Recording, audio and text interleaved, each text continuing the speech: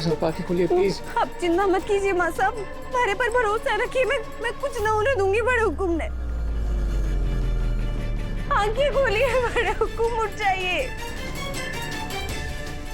ऐसा क्या हो गया?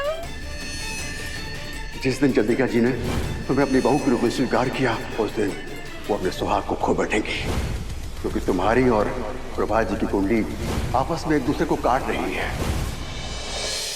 माता रानी, देव को वसुधा से अच्छी जीवन संगिनी मिल ही नहीं सकती, और ना ही इस कुल को उससे अच्छी कुलवधु, जो अपने सपने को ताक पर रख कर इस परिवार की खातिर एक ऐसे झूठ को जीने के लिए तैयार हो गई जो कभी सच नहीं होगा। काश हम सच में वसुधा को अपना पाते, सच में उसे वो खुशी, वो मान दे पाते जो उसका हक है।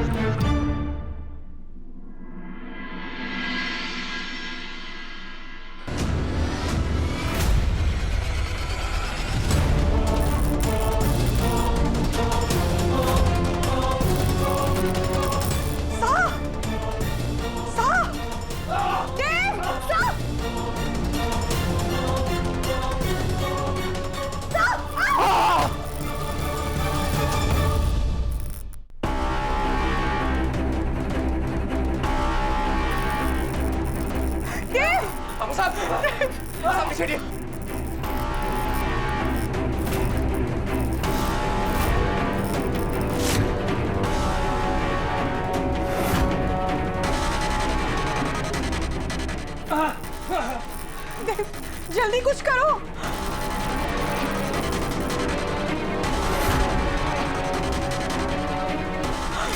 पापा साहब, पापा साहब, पापा साहब आंखें खोलिए। पापा साहब, आंखें खोलिए। बड़े हुकुम, बड़े हुकुम उठिए, आंखें खोलिए। आपने कुछ ना होगा बड़े हुकुम, आंखें खोलिए। देव, एम्बुलेंस बुलाओ। भाई साहब, भाई साहब, भाई साहब। पापा साहब क्या हुआ? हे भगवान, ये सब क्या हो रहा है? पापा साहब को बोले। बड़े हुकुम, पापा साहब, पापा साहब आंखें खोलिए प्लीज। पापा साहब, अरे छोरा ठीक तो है ना तू? पापा साहब उठिए।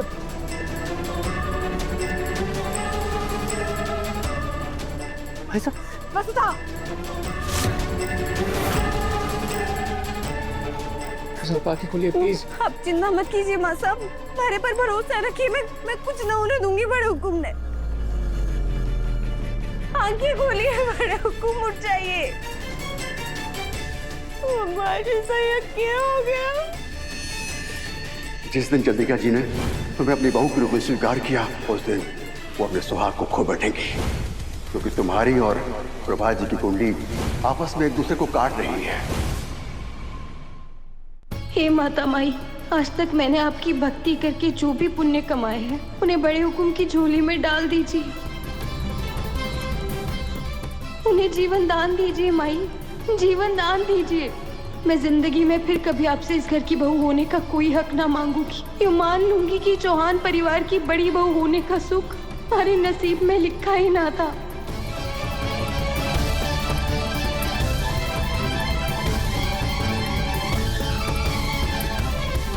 पापा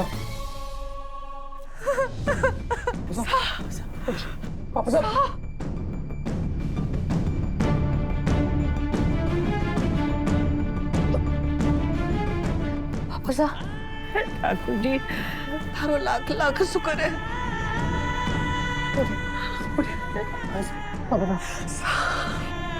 पापा साहब, अरे सुने, जल्दी से उठा के पलंग पे रखो।